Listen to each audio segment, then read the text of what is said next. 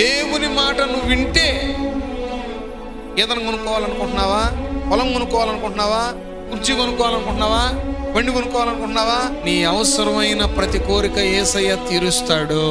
నువ్వు కొనుక్కోవాలంటే డబ్బులు కావాలి కదా.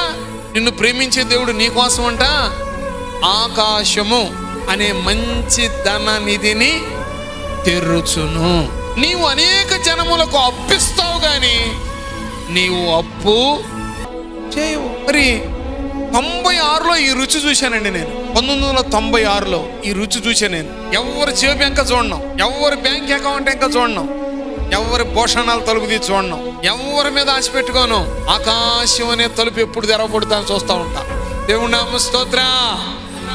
నా అవసరానికి ఆకాశం వైపు చూస్తాను. ఆయన ఆకాశ ధనాన్ని తెరుస్తాడు, నా అవసరాలు తీరుస్తాడు.